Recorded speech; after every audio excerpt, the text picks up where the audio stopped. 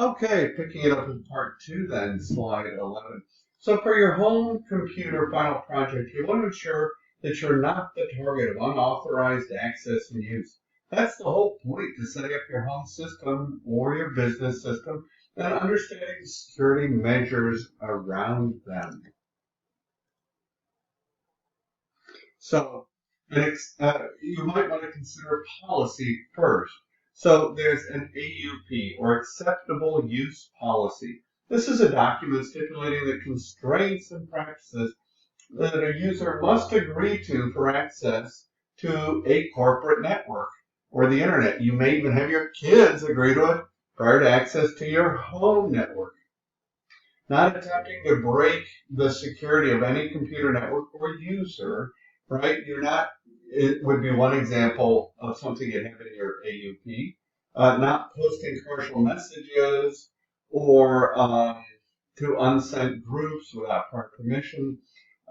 You can Google acceptable use policy samples out there, see what's out there. So these are safeguards then that are technical, they're process oriented, they're physical, they're human. You might want to address how you deal with spam or unknown emails.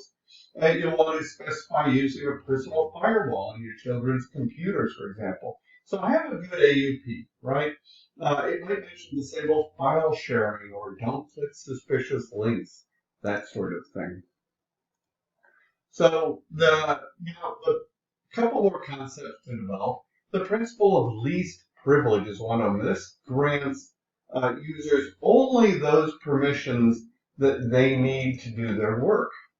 Limiting a user access to administrative accounts is part of that principle. So administrative accounts usually have the highest capability of access to change things in your computer. You want to limit those accounts.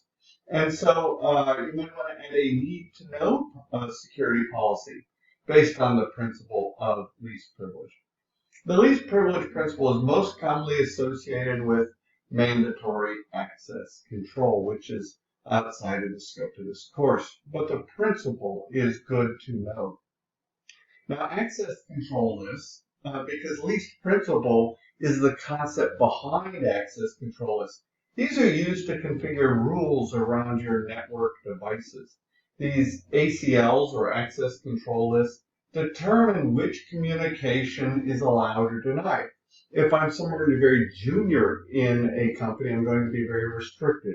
If I'm the CEO, the head of a company, I'm going to probably have full access. So ACLs can be based on your port number that you're using, your IP address, your MAC address, which is the actual address on your computer, or other criteria like your position. An implicit deny is often common.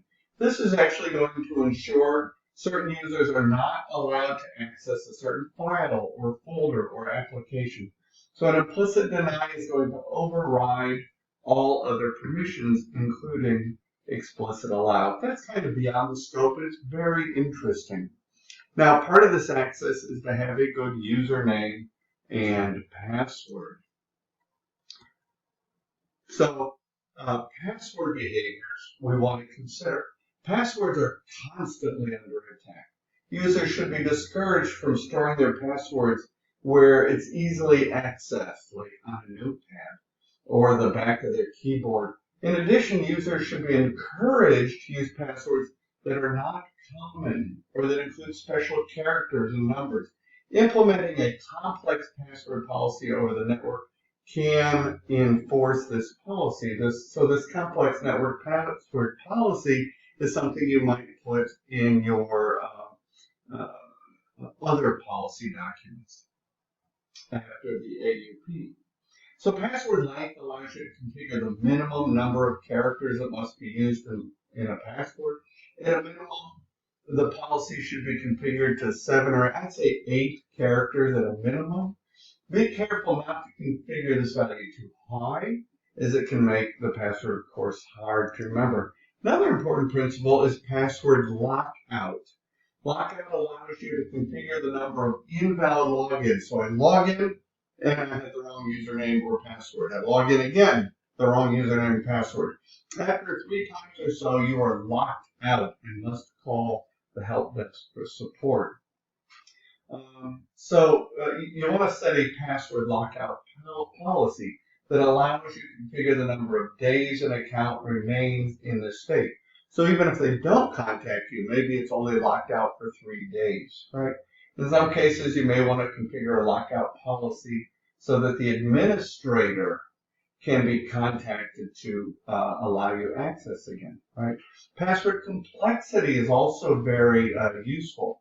It allows you to configure the characters that should make up a password to reduce the possibility of password attacks. Beyond the scope of this course, but password attacks would be like a brute force attack or a dictionary attack. So typical password complexity should force the user to incorporate numbers, letters, and special characters. Remember, we just discussed the AUP, acceptable use policy. So there are then account policies that should also be enforced in addition to that. We're actually, for those of you doing the Splunk lab this week, we're actually going to ask you to do a failed login, and then you'll see it in the Splunk login system. So you can also use a passphrase. Passphrase is actually stronger than a password. It's longer. It's something you can usually remember, like the road to success is always under construction, right? That's a passphrase. And so the main difference between the two is that passwords do not have spaces, while passphrases have spaces and are longer than any random string of letters. It's considered harder to break. Just remember your passphrase is a secret. Don't tell anybody. You can also have a passcode, which is like a PIN. It's a numeric sequence used to authenticate a user on a computer or an electronic device. The term is sometimes associated with a password, but it's not. Technically, a passcode contains only numbers, so it's really a PIN. Now, there's another form of identification and authorization, and that's very secure, virtually foolproof, and that's biometrics. Biometrics provides an additional authentication layer. Your personal characteristics are unique and cannot be forgotten like a password or misplaced. So biometric security devices are unique characteristics of you, right? Such as your voice, or the iris or retina pattern of your eye, or a fingerprint pattern. We're even doing facial recognition at work now sometimes. So with biometrics, it can be extremely difficult for someone to break into your system. Even your home systems may use some biometrics, right? Such as facial recognition on your laptop or your phone. So biometric readers can protect an area of work or your laptop itself. There are just so many uses. There are concerns, of course, like how do you enroll, biometric error types, right? Those really aren't for us in our home network, though. So some things to consider. I would ask the question, if you're doing fingerprint scanning, can this be an issue if we cut our finger, right? What about germs, especially these days of COVID or maybe the flu season? Or if you're sweating, is it still effective? Ask your vendor that when you're discussing this as an option. Now, facial recognition, I mentioned, uses biometrics to map the facial features from a photograph or a video, and it compares that information with a database of known faces to find a match. It can be very helpful in personal identity, but also, be careful of some privacy concerns. Feel free to ask that when you're discussing this with any vendor. And here's a picture of using your palm print or hand print, actually, as a form. Now, I did want to mention here, iris recognition is widely considered to be the fastest and most accurate method of biometrics. It captures photos of your eyes and maps your unique iris pattern to verify your identity. This is considered the most accurate, like I said. Now, there are other ways to authenticate, to identify yourself. and then to authenticate. When we load a password, a username and a password, that's a single authentication, right? It's something we know. But two-factor authentication is a combination of either something we know and something we have, or something we are, right? Like in biometrics. So we've been talking about single-factor authentication, and now we want to add some additional security to authenticate. So we'll call it two-step verification. Two-step verification is also known as two-factor authentication. In fact, it's more commonly known as two-factor authentication. With two-factor authentication, an extra layer of security is added to your account to prevent someone from logging in. Even if they have your password, they won't have this extra piece of information. This extra security measure requires you to verify your identity using some random type act, like maybe getting a 6-digit code text to your phone, because that would be something you have. So when you log into the username and password, that's something you know. Then it sends a note to your text, and that's something to your phone. That's something you have, giving you a second factor. Okay. In addition, if something does go wrong, we want to do forensics. We want to find out how it happened and who did it. So forensics, in all organizations that allow the use of personal mobile devices, that's many of us, it's phones, it's laptops, etc., ensure that the users will allow investigators to access their private devices if an attack occurs. So security professionals who perform forensics investigations, like incident response personnel, should receive the training and the proper forensic procedures. Digital forensics provide detailed forensics on device usage and data transfer by person, time, file type, and amount. You'd find these things logged for those of you doing the Splunk logging lab. It is used in both criminal and private investigations. And I would say traditionally, it is associated with criminal law, where evidence is collected to support or negate a hypothesis before a court.